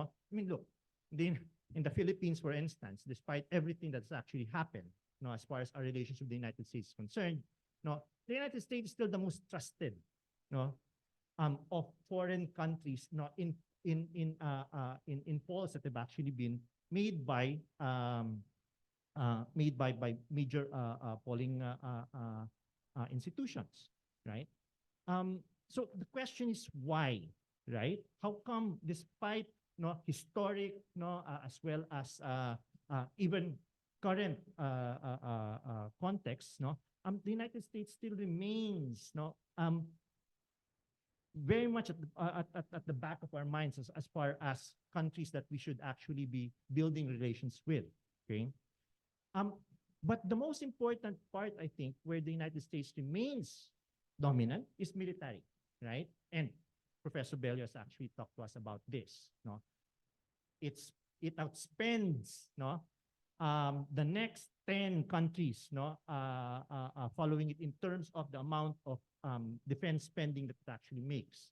Okay, its capabilities, no, as far as the military is actually concerned, no, exceeds that, no, of any other state, for instance. Okay, now you might say, but you know, it's been losing all of these wars, for instance. Yeah, but as Dr. Bello, for instance, it's not geared for those kinds of wars, right?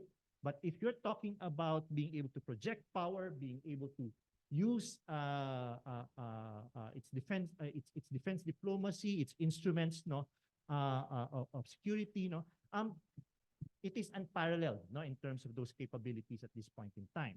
Okay, even China, no, doesn't have those capabilities yet.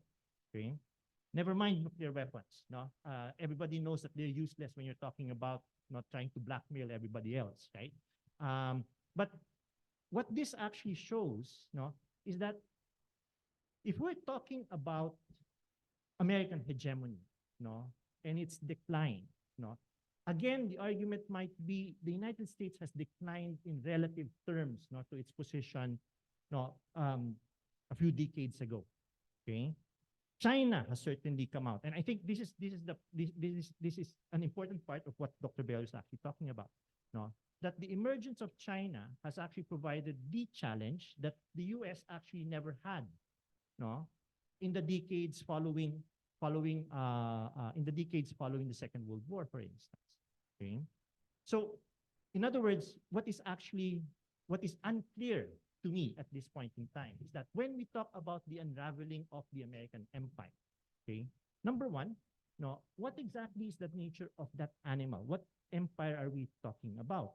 But if we're talking about the idea of hegemonic decline, right, then the question that has to be made is we have to clarify whether the United States is declining relatively, meaning to say relative to its position, a few decades ago, when it was the dominant power in a unipolar system, no?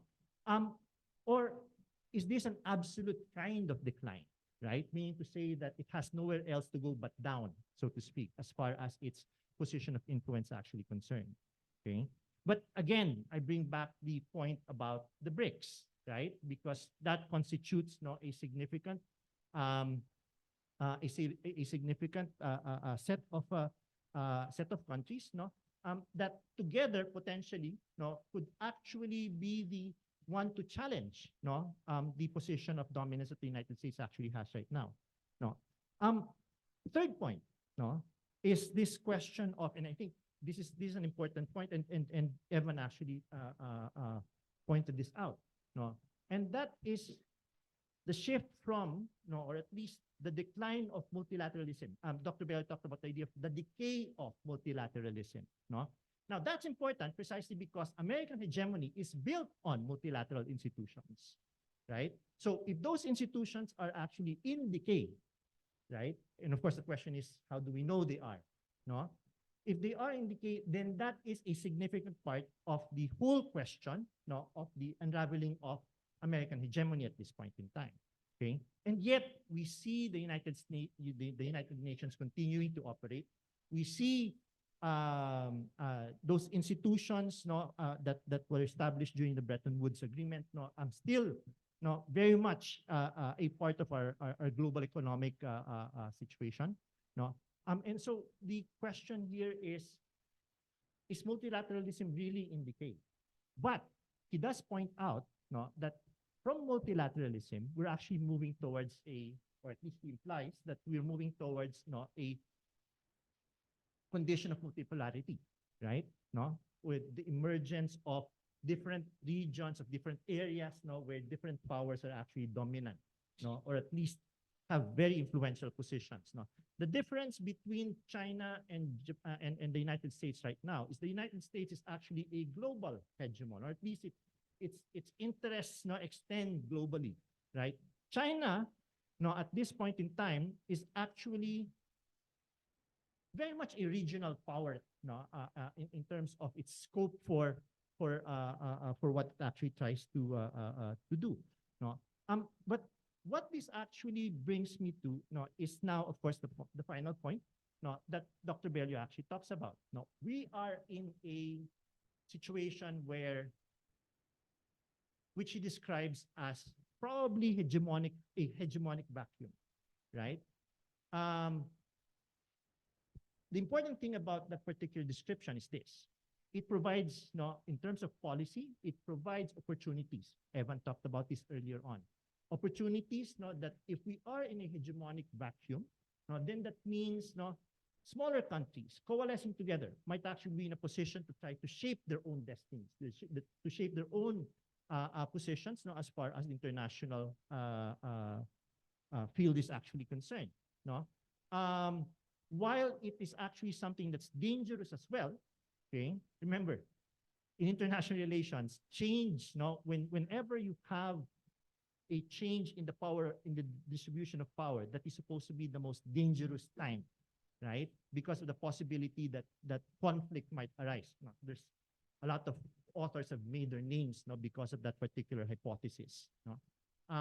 But the point here is that if, you know, we recognize the opportunity that's actually provided, no, by this situation where there's a stalemate between competing strategic competitors, no, then that means, no, what we need to do is actually take advantage of that, create the coalitions with other countries, no, like-minded context, no, and perhaps actually try to shape things, no, in a way which actually helps our own interests rather than caters to the interests of the great powers. Okay, I agree with Evan. No, the great powers will always be there. They will always be in competition with one another, right? But that doesn't mean that we only need to be spectators, no, to that competition and rivalry between them. No, I think it's time for us to actually seek our own, open up the opportunities that are there, right, and work with the countries. No, I can talk about ASEAN later on. No, but work with the countries, no, who might have a similar or a similar disposition, no, in terms of trying to actually determining, you know, what kind of rules, you know, we would like to actually play by, and not just the rules that the great powers actually impose upon us. No, thank you very much. Thank you so much, Professor Kraft. At this point, we'd like to open the floor for a few questions and comments from the audience, both face-to-face and on Zoom. And again, we'd like to thank our more than 120 participants on Zoom for joining us, and also our on-site audience. Now, we do open the floor. Please just raise your hand if you'd like to speak. Yes, we have the first speaker here. Could I request for help from my colleagues to provide the mic? I hope you could provide your name and affiliation, if any, and your question. Thank you. I'm Melba Margay from the Institute for Studies in Asian Church and Culture. I would like to especially say some words of affirmation for this idea of fluidity from Professor Bello.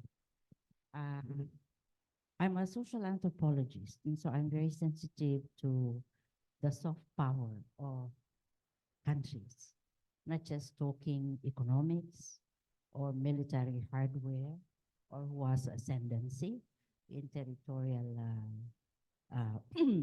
but I think it's important, as has been said by Mr. Evan Garcia, that we probably need to look at the whole elephant. It's very easy to get fixated simply on hard power like military armaments and things like this. But I think it's important, as Mr. Garcia said, to think about our opportunities for policy spaces. In the decolonization process very early on, we have seen some countries trying to insulate and isolate themselves. You have Egypt under Nasser, you have India, of course, and China, and you have Nyerere in Africa. And these were overtaken by harder powers. But I think it's important now to think that we are in a global age where the small countries can have their own space. When we're thinking about consciousness industries, media, and so on, and the rise of China, China has not been famous for military invasion, as Mr. Duterte was afraid. China has always been, its influence has always been annexation like what it did in Tibet and also Xinjiang. And what it is doing now in Southeast Asia, it is now the major trading partner of many countries, Malaysia, Singapore, and so on. In other words, its policy is annexation rather than militarization. And I think it's important for us to think carefully, as Mr. Evans said, what are those spaces where we can craft our own presence in our own region? It looks like maybe it's important in this space of fluidity, international and global, to think about what the ASEAN people now are thinking, that we may have to think about a consolidated, inherited, and acquired values. Inherited in the sense that we do have traditional cultures.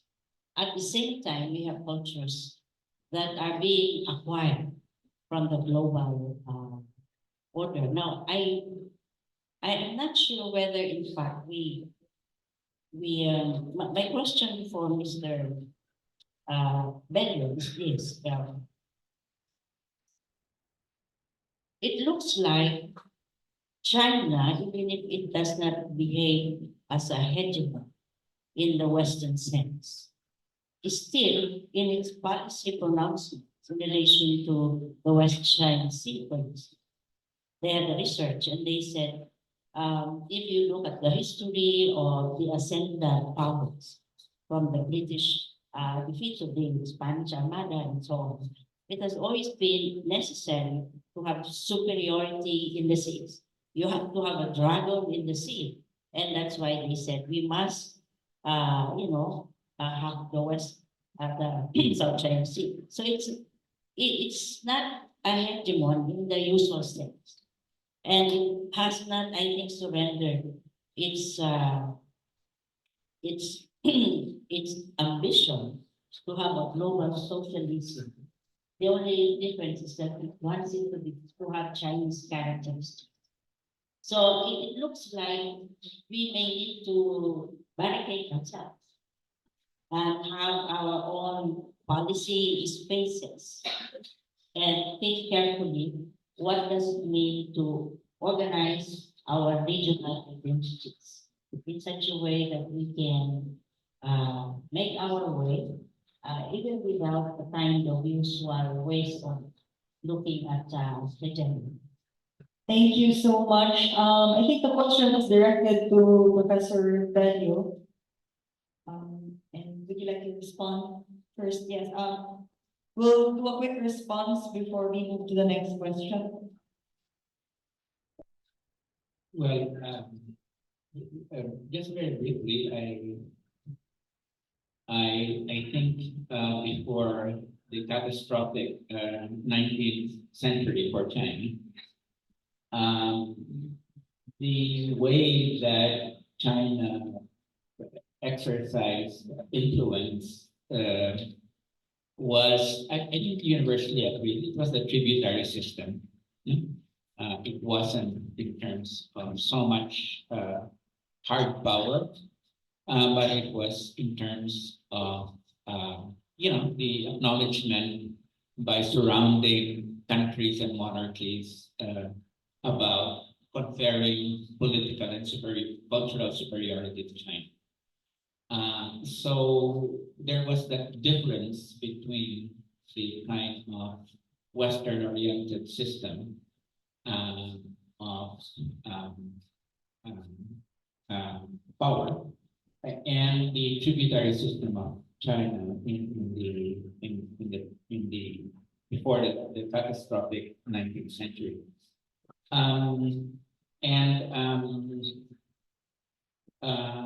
But even in the initial stages, one of the indicators of China's view of the world was always a more inward-looking thing.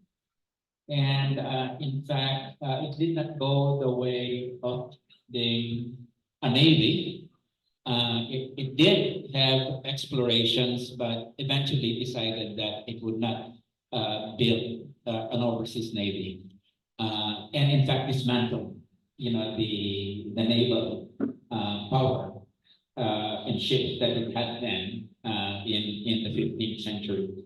So that's one thing. The second thing, just post 1949, when it recovered, began the process of recovery from the great catastrophic 19th century. Well, we could get into a big discussion in which there are great historical sources on both sides that that Tibet was a part of China. Okay, and as I said, it's by no means clear, except by Western propagandists, that what was carried out in Tibet was annexation. I would, say that it's very hard to say the same thing about Xinjiang. That's always been part of China, although it has a Muslim majority. So we can say that that is annexation. And certainly, when it comes to Taiwan and Hong Kong and Macau, China's policy has been to recover territories that were lost to the West. Now, when it comes to the South China Sea, this is the area where China's current foreign policy really differs from the way it has gone to the rest of the world. Because for the rest of the world, it has mainly been conducting economic diplomacy through the Belt and Road Initiative and others.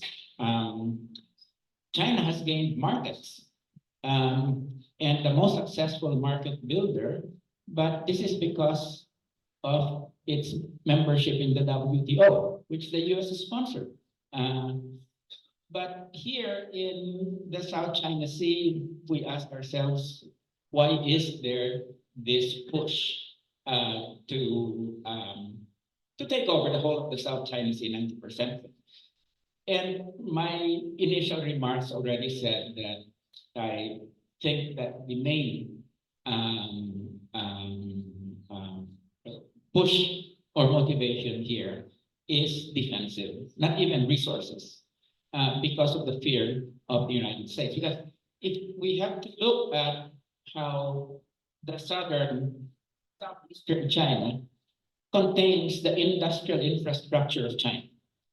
And that it's we have a situation where China is surrounded by hundreds of US bases, including the 7th Fleet, which at the very beginning was always offensive and contained in terms of its projection. So what I would say again is, and I referred to this, fortunately we cannot develop it here, is that China's strategic posture, even the Pentagon admits, is strategic defense. In the South China Sea, it is strategic defense, but with tactical offense.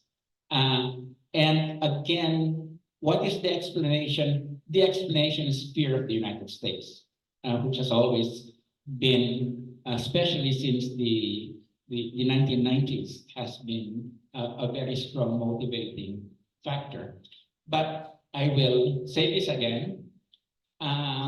What China should have done is work with the ASEAN countries to demilitarize the South China Sea, instead of doing the shortcut, which was to just unilaterally say that 90% belongs to China of the South China Sea.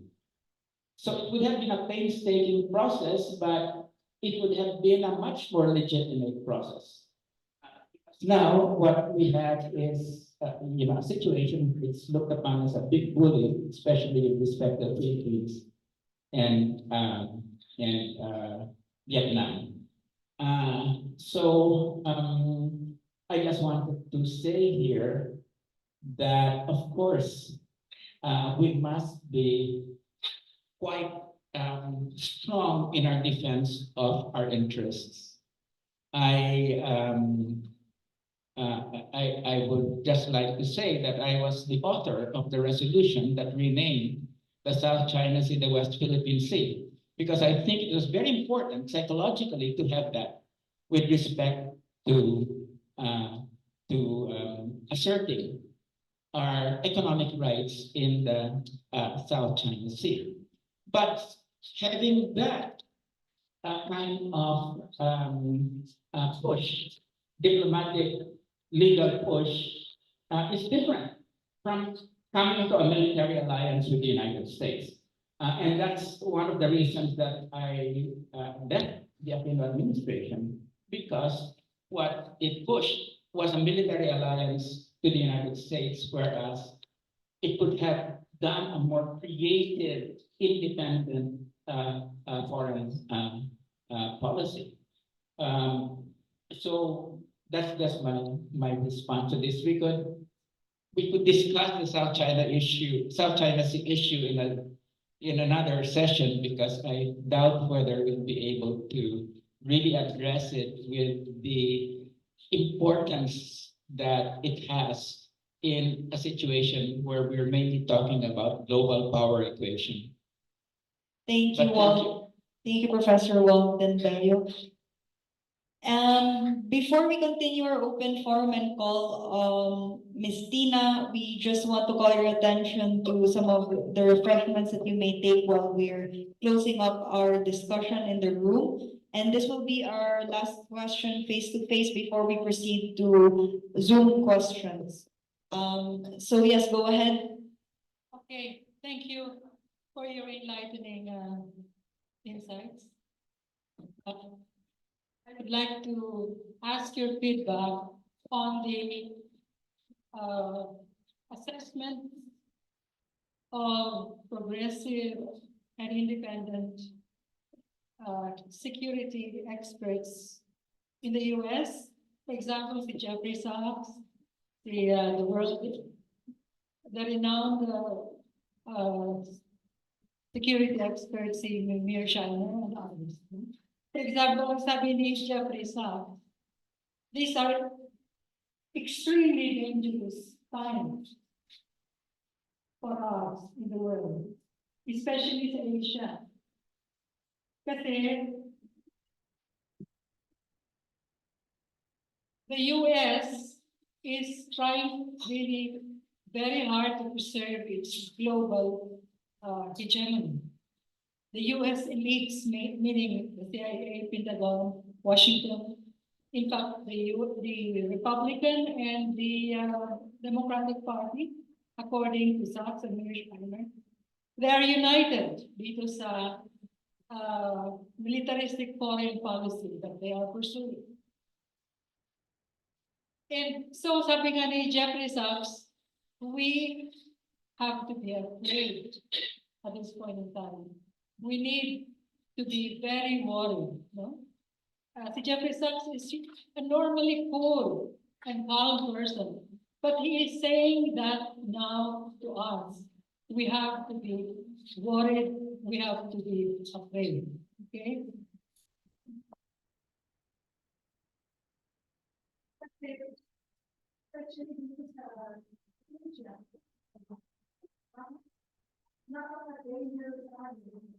Countries from over the land of this aggressive militaristic it's really China and the containment of China. So, in fact, the presidential candidates in the US, the alternative candidates like the Robert Kennedy, they reject this militaristic foreign policy. And something at this time, right now, in the coast of Gaza, on Syria, is a submarine, which has bombs, bombs that can create a nuclear winter and will affect the global food production and one of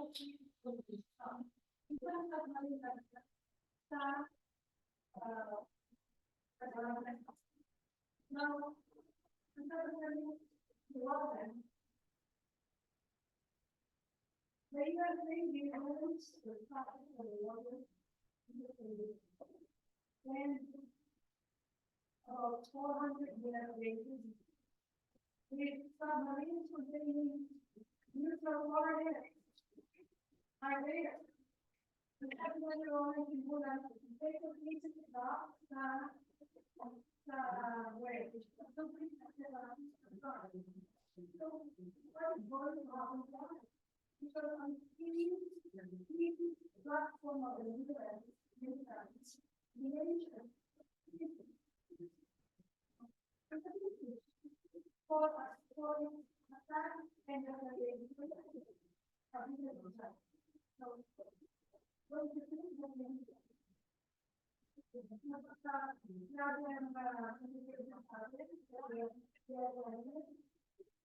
Thank you. And your question is addressed to Dr. Bello.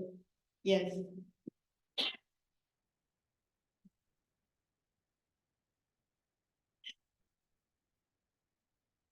I was hoping that the ambassador would address that issue as well as Professor Pratt. Maybe I think, may you please? Hello. I want to tell everybody first that I'm retired, but not retired. I think we need to have a little bit more confidence in ourselves. Believe it or not, we have been managing Philippine-US relations since our independence, and we have been getting better at it. We may disagree on how it's done, but you should understand that your elected government is not living in the clouds. And if they make the estimate that we need certain modes of cooperation with the United States to further our own defense, then that is a legitimate argument. As for nuclear submarines, I have no idea where they are. They may be used, but their likelihood of being used is very small because, as Professor Bello himself has said, the US recognizes that China is on a strategic defensive. Our only concern is that, well, the China may be on a strategic defensive with the US globally, but they're right next to us, so we have a somewhat different perspective when they occupy islands. Hindi ko alam, sir, na moderator pala kayo. To the point about should we be worried? Yes. No? But I think I agree with Evan that this actually calls for more creative diplomacy on our part. No, as far as being able to address that particular issue. Honestly speaking, from a technical standpoint, the Americans don't need Subic in order to be able to launch missiles, for instance, right? Those missiles are intercontinental ballistic capability, which basically means that all they have to be located at is in the middle of the Pacific, for instance. They're actually targeting a place like China, right? So, in other words, our own positioning as far as in other words, the question of bases and our own security is actually something, unfortunately, not based on our own calculations, as far as the relationship with China is actually concerned. It's like I said, the part of the issue for us is that we're in this situation where we're dealing with China, but China actually looks at us, and it looks at us in connection with its relationship with the United States, right? So the dilemma for us is how do we actually thread that relationship with China, but at the same time being able to convince China that, look, If we're talking about the US is not part of this calculation in terms of our relationship with you. You talk to us, right? You're not talking to the United States, no, in the context of our negotiations as far as the West Philippine Sea is actually concerned.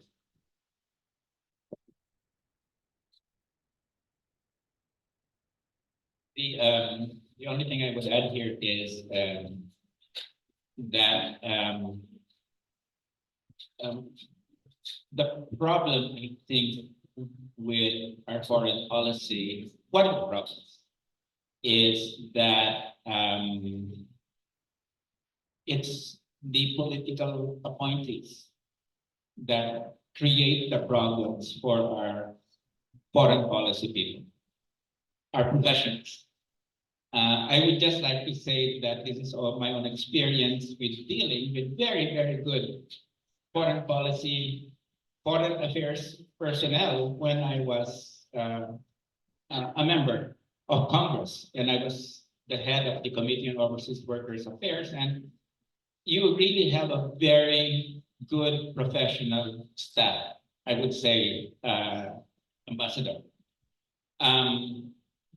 I think it is the politicians who unfortunately, or the political appointees that ruin many of the initiatives, what should be the initiatives of the foreign policy professionals.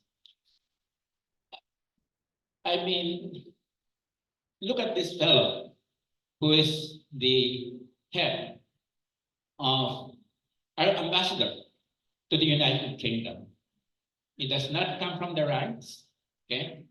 He was mainly a politician and media person, and he releases a statement in the midst of the Gaza conflict that it would be better to kill off those Palestinian young people because they will grow up to be members of Hamas.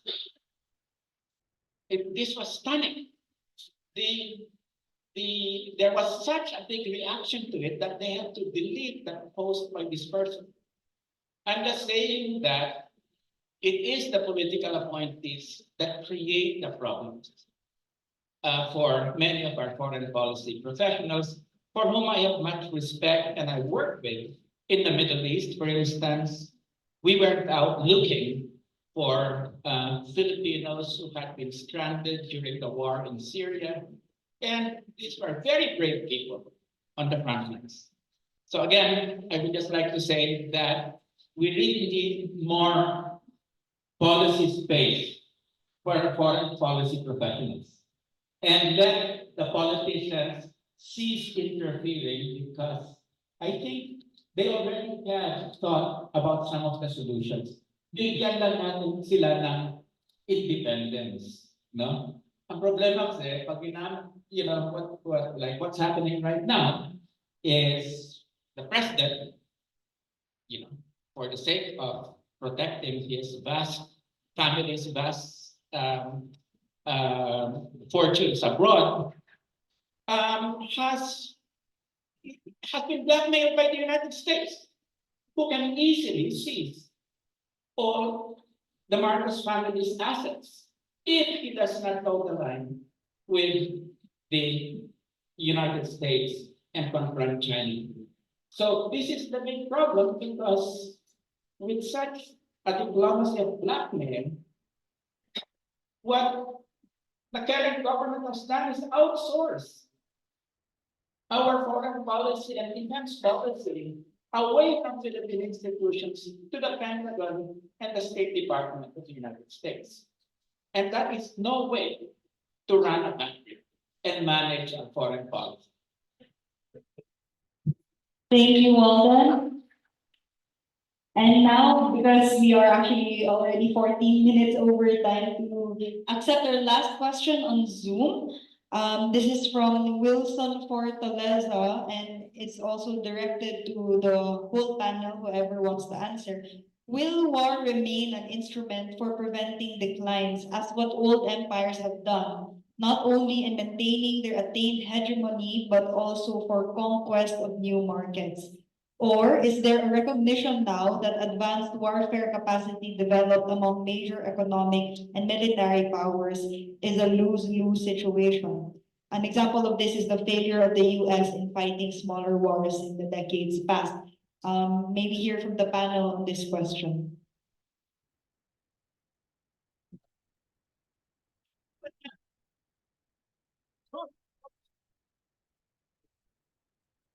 Professor Kraft.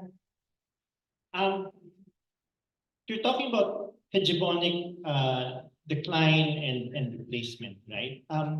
There's only been one recent, not really that recent, but recent case where the transfer of hegemony was peacefully actually done, and that's in the case of Britain actually giving up on its hegemony and basically conceding it to the United States.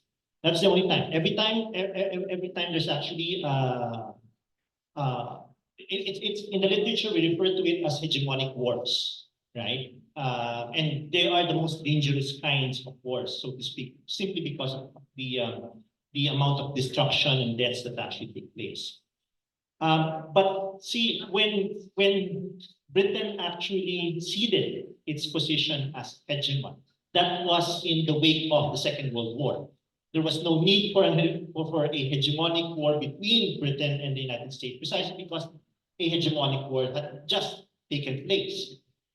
So can we expect that there will be a peaceful transfer of hegemony, if you will? No, I don't think so, right? The way that the United States actually acting right now, for instance, is that it will, I don't think it will initiate a war, so to speak. Right? But you will have a situation where the United States will actually try to maintain its position of dominance. And that will include, of course, the use of military force short of war, so to speak, right? So to that extent, I'm not confident that we can see. I still believe in the idea that it is when you have this kind of situation where there is a change in the distribution of power that I think the international system is actually in its most dangerous state, because the slide to war is something that's so easy to imagine. I would just like to add that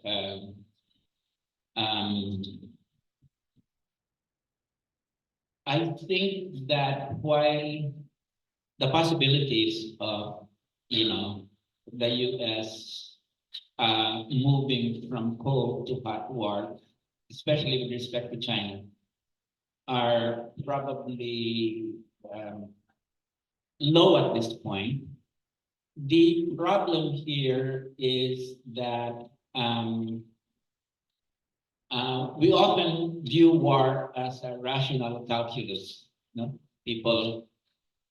Countries go to war because they feel that they can manage a process by which, given all the indices, they can win. Unfortunately, what we have right now is the very irrational impulse of the United States to remain the hegemon at all costs, which this is, I think, the irrational basis of the US policy, especially with respect to China. And that's one thing. The second thing is the rules of the game. We do not have a multilateral collective institution in Asia in which there are the rules of the game. You don't have that in Ukraine. You don't have that in the Middle East at this point. So what you really have is the rules are very fluid. There's a balance of power that's usually also a balance of terror. And this is why the Vietnamese, for instance, when I visited Vietnam when I was a member of Congress, they said, hey, look, there are no rules in the South China Sea. And yet the Americans and the Chinese are playing chicken, which is they aim for each other, they seem to go for each other's ships, and then they just back off at the last minute.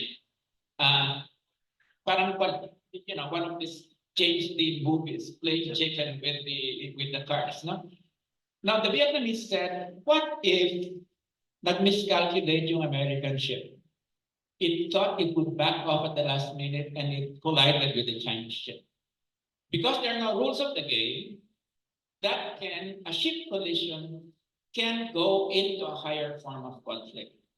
Precisely because there are no rules. And this is the tragedy at this point, because in the 3 wars ongoing, there are no rules of the game or conflicts. Doon sa Ukraine war with Russia, which it's a situation where a local conflict has been internationalized because of big power politics. So it's very dangerous when local conflicts become fused with an international conflict. And there, it's again US hegemony is at stake. Here in East Asia, what we have, or the South China Sea, is we have basically local actors that are in conflict, but where the conflict is internationalized by a big power struggle between the United States and China.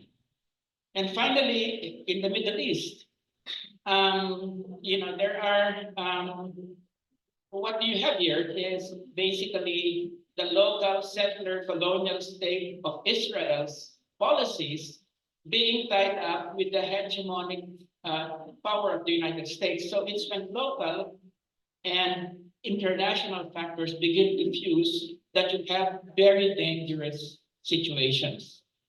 And in all 3, there are no rules of the game. This is why for Israel and the United States, they can easily commit genocide. Binabaliwala yung Convention Against Genocide. They can easily violate the Geneva Convention. They can easily violate all the rules that have been put by legal experts to be able to contain and manage conflict. They can tell the International Court of Justice, hey, go to hell. And that's what the United States and Israel have told the International Court of Justice. Why? Precisely because there are no rules of the game. And for the hegemons, it is important to have not to have rules of the game, because it allows them to get away with murder or genocide or massacre. Ambassador Garcia. Thank you. I'm retired, so I have to defend my institution. I guarantee you, we are not contracting out our foreign policy to anybody. We don't have the money to pay for it. And also, what the ambassador in London said, he apologized, and the DFA dismissed it. Now, what we're talking about here is basically what's called the Thucydides trap.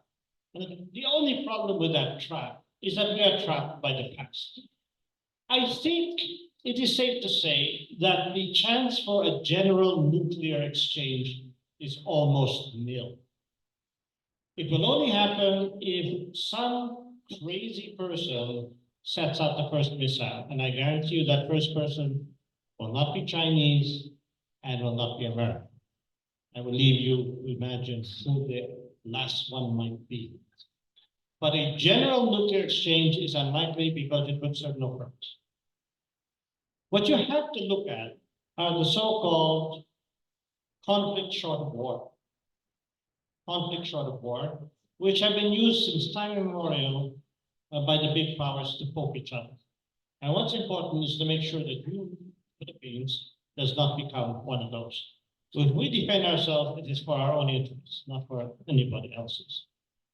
And finally, just to be fair, I find it curious that you stop your analysis of what empires are before you really look at China. By the time China was the Han China, it had been empire building for 1,500 years. If you want to know, everything south of the Yangtze in the ancient past was not Chinese. It had a lot of non-Chinese tribes there. I leave you to imagine what happened to them, because I guarantee you empire building by anybody is not a tea party. Yes, that's all I have to say on that. That one just must be objective and fair. You were in Vietnam? The Vietnamese are very proud at having fought the Chinese for 1,000 years. It's in their books, on their walls, and every once in a while, despite communist returns. So, thank you very much. Thank you, everyone.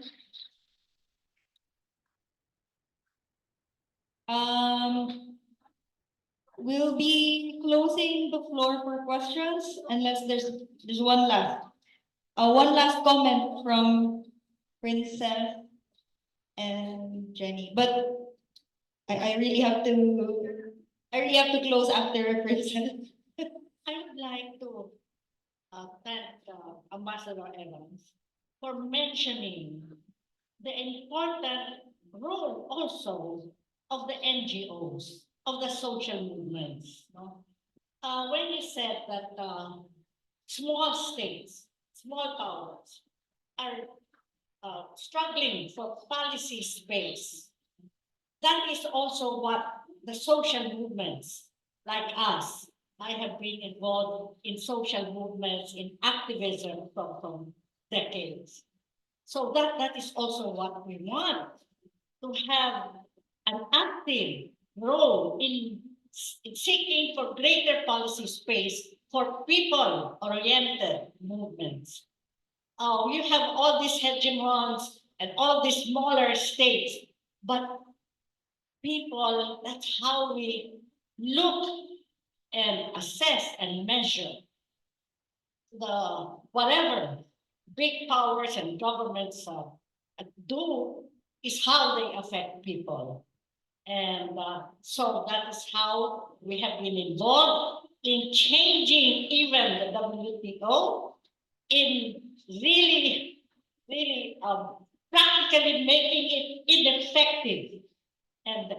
And now the UN, which was supposed to be the rule-based international organization, it is trapped in its own, now archaic rules, because the US continues to use its veto power against any country or movement that it sees as dangerous or a threat to its hegemony. So we are there, and we will continue to be and to participate and call for active people's participation. Thank you so much. And to close our program, please give me a few minutes to synthesize our discussion. Dr. Walden Bellio's thesis was to insist that the U.S. empire's major projects in the past 3 decades, neoliberalism and nation building, are coming around to bite it. With neoliberalism, the U.S. initiated the transformation of the global economy, which has itself sowed the seeds of China's rise to become the center of global capital accumulation in 2024. Professor Bellio also described the history of the U.S. with China and the Middle East and the implications of the ongoing conflicts in Gaza and Ukraine on the weakening political power of the U.S. He brings to fore the possibility of a hegemonic vacuum in coming years, which ushers in an era of fluidity and opportunity for international cooperation and decentralization. Our discussant, Ambassador Evan Garcia, has agreed that the U.S. is in retreat in many places of the world, but it's not a headless retreat, but instead a retrenching and reorganizing of its capabilities. And posed the question of what we should be doing as Filipinos and as Philippines, which to his question, his answer is to mobilize small and middle powers and civil society to cooperate and express global solidarity to ensure that we have numbers in in certain negotiations to affect regional, subsectoral, multilateral achievements in a rules-based global governance system. And if you remember, he also encouraged all of us to move from criticism to action and join government and civil society. Professor Kraft, our second discussant, has also asked us, what does it all mean? What does Professor Bellio's thesis all mean? And though he is curious about the specifics of the decline of the US hegemony and the so-called decay of multilateralism, Professor Kraft agrees that we are looking at a slow decline of the US in its hegemonic position and the emergence of a hegemonic vacuum, which itself provides opportunities and may usher in conflict. So from today's panel, we learned that there is still some further debate to be conducted on whether the US hegemony is in decline and in what terms this decline is happening, as well as what its effect would be, especially in terms of concurrent and emerging international conflicts. However, our whole panel does agree that there is an opportunity for smaller nations to organize and push for their common interest in international spaces. Now, regrettably, we were not able to answer all questions or cater to all questions, both face-to-face and on Zoom. For example, I know Ka Jenny is still willing to speak, and also there are some questions from Kiara Lisay, Keisha Lisay, and Ashley Mendina about the petrodollar system that Professor Kraft mentioned. However, we are happy to say that this won't be the last and is in fact only the first of the forums that will be launched by the Citizens Initiative for an Independent Foreign Policy. The Citizens Initiative for an Independent Foreign Policy is a convergence space or platform for individuals and organizations who are interested in pursuing a genuine independent foreign policy for the Philippines, especially under the context of US imperialism, global multipolar alignment, and the emergence of the global south. So we seek to facilitate discussion and organize action to promote global peace and solidarity, and are very open to collaboration and engagement. So if you're interested to work with us or want to know more, please contact us through the details flashed on the screen, through independentforeignpolicyph@gmail.com, or contact Leomar Doctolero through 0917-594-1229. And we'll also be sending these details on Zoom, so you can just copy paste that on your computers, and we see you taking photos and hope to speak with you all very soon. Now, to formally close our program, we would like to hear and call on the stage Ms. Shine Reyes, the current chairperson of the University Student Council.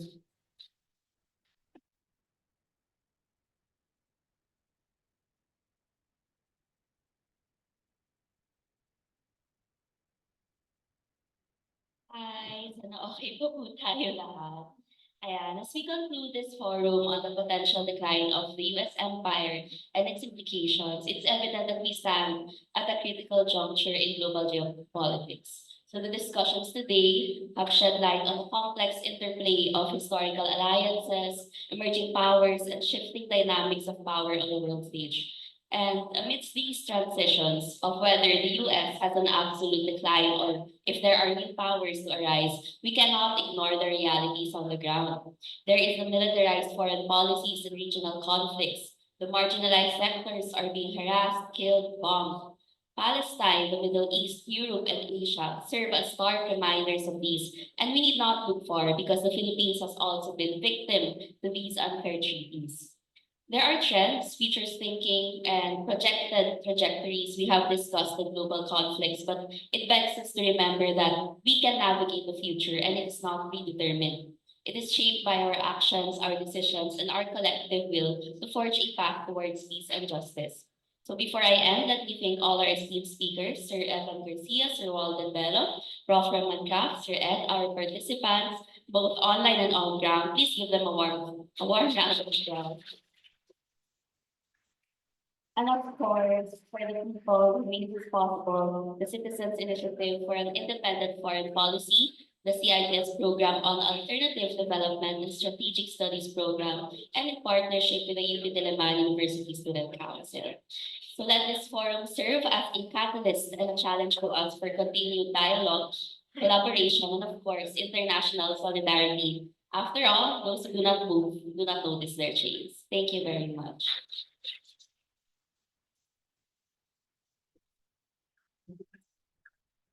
Thank you so much. And with that, we end our forum this afternoon and we wish you all a happy weekend. While you're here, we do invite you to take refreshments on the side. And we'll be clearing out the venue in around 5 to 10 minutes. Thank you so much.